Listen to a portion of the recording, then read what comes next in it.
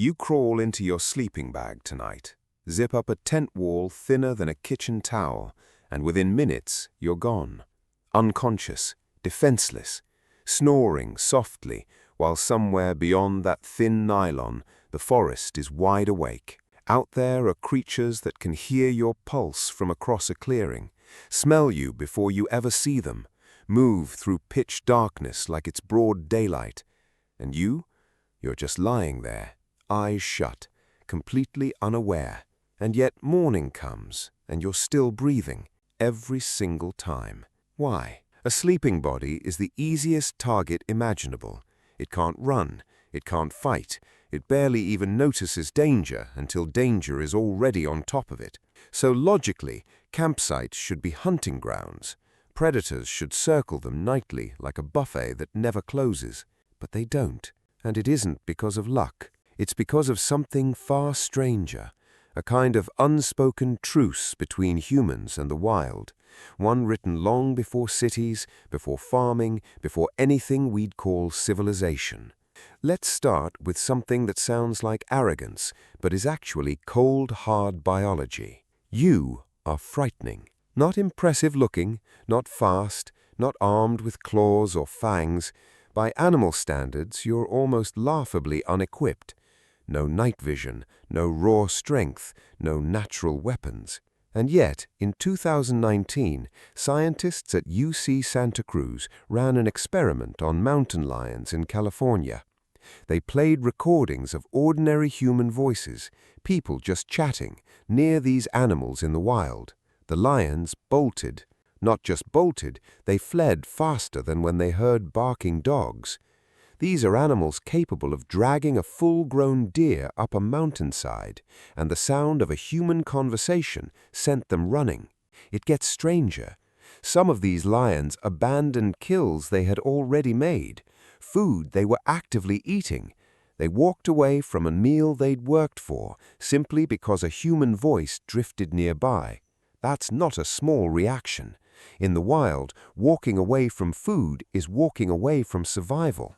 This wasn't an isolated case either. Lions in African reserves avoid zones with heavy human traffic. Tigers in India steer clear of villages, even when those villages sit inside perfect hunting territory.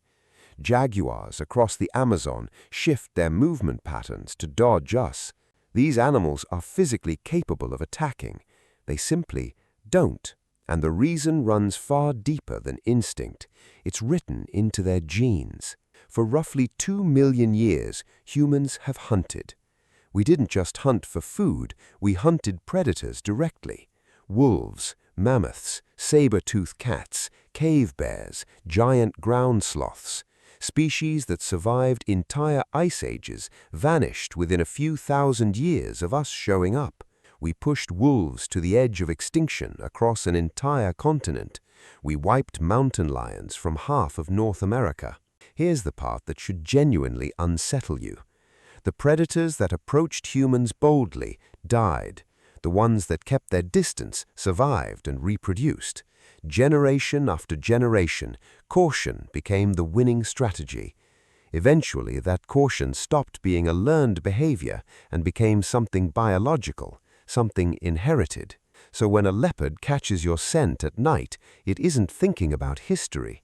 It's reacting to an ancient alarm buried deep in its nervous system, passed down from every ancestor who learned the hard way to stay away. Now think about your smell. You've stopped noticing it because you live surrounded by other humans constantly. But to a predator with a nose tens of thousands of times more sensitive than yours, you are an overwhelming, bizarre chemical broadcast. Bears can smell roughly 7 times better than bloodhounds. Wolves detect scent from nearly 2 miles away. Big cats have a specialized organ that lets them practically taste the air. And what they pick up from you is wrong. You smell like synthetic fabric, processed food, soap, sunscreen, bug spray, a chemical cocktail with no equivalent anywhere in nature. Underneath all that, yes, there's a primate scent, but it doesn't match the deer, the antelope, the prey their instincts are calibrated across millions of years. You're not in their hunting template. You're an anomaly, and anomalies trigger hesitation, not aggression. Then there's fire. Fear of flame is one of the only nearly universal reactions across the entire animal kingdom. It isn't learned. Lab animals that have never seen fire in their lives will still flinch at the smell of smoke.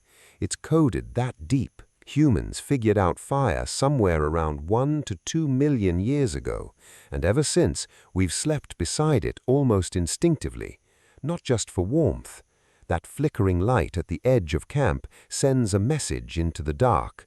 Something dangerous controls this. Stay away.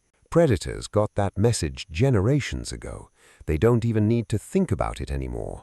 The avoidance is automatic. We figured out fire before farming, before writing, before almost anything else.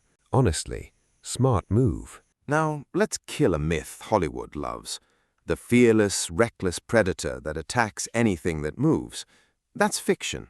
In reality, a lion doesn't get sick days. A wolf doesn't get medical care. One bad injury, a broken leg, a torn muscle, can mean a slow death by starvation. So every predator is constantly running a survival calculation. Is this worth the risk? A sleeping human fails that calculation badly. First, unpredictability. Predators feel confident attacking prey they understand deeply, how it runs, how it panics, where it's vulnerable. They have no idea how a human will react. We might scream, we might have tools, we might have others nearby. That uncertainty alone is a massive red flag. Second, our shape. Standing upright actually makes us look larger and more threatening than our weight suggests. Bipedal posture reads as a dominance display in the animal world, the same way gorillas rise up to look intimidating. Even asleep, our outline doesn't scream easy meal. Third, why bother? When there's a deer, an antelope, familiar prey nearby, why take a gamble on something strange and unpredictable? The math doesn't favor the risk. Here's something most people never consider. Your sleep isn't as deep as it feels. Human sleep moves in cycles, dipping into deep stages and rising into lighter ones, including REM. During those lighter stages, your brain stays surprisingly alert to its surroundings, filtering sounds, flagging anything unfamiliar. Scientists call this the sentinel function of sleep. Even while resting, part of your brain is standing guard. This isn't accidental. Ancient humans who slept too deeply simply didn't wake up when danger arrived. The lighter sleepers, the ones who could snap from unconscious to alert in seconds, were the ones who survived and passed that trait forward. So while you feel completely helpless at night, your body is quietly running a basic early warning system. Imperfect, but real. And then there's the group effect. Humans almost never sleep entirely alone. We travel and rest in groups, and predators understand groups intimately because their prey also moves in herds. The vulnerable target is always the isolated one, the straggler cut off from the pack. A camp full of sleeping people is the opposite of an easy target. Wake one and the rest stir too. That kind of unpredictable group response is exactly the chaos predators are wired to avoid. But let's be honest, none of this means total safety. When attacks do happen, they follow a pattern. Something has gone wrong. An injured predator that can't hunt normal prey, a starving one pushed out of its habitat, an animal that's lost its fear of humans because tourists kept feeding it. The infamous lions of Tsavo in 1898 killed dozens of railway workers over several months. Records vary, but what's often overlooked is that these were not ordinary lions.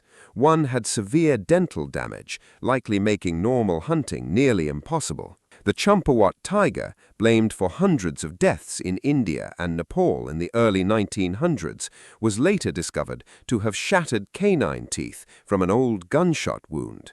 It physically couldn't hunt its usual prey anymore. Again and again, the pattern repeats. Something broke the natural order first.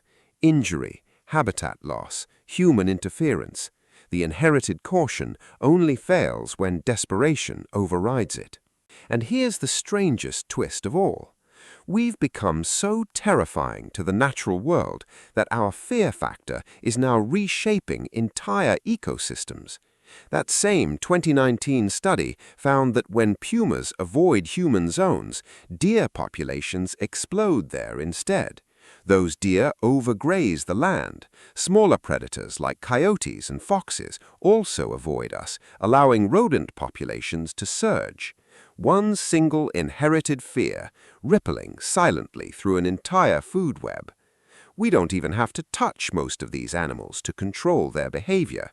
Just existing nearby is enough. The most dangerous creature on this planet isn't the one with the sharpest claws. It's the one that mastered fire before anything else. The one whose ancestors taught every predator alive today to keep its distance. The one that sleeps lightly, travels in groups, and carries hundreds of thousands of years of survival written into its biology. That's you. So the next time you're lying awake in a tent, listening to something move in the dark beyond that thin wall, and you feel that flicker of primal unease, let it be there. That feeling is exactly what kept your ancestors alive. But the thing outside, it already knows better to come in.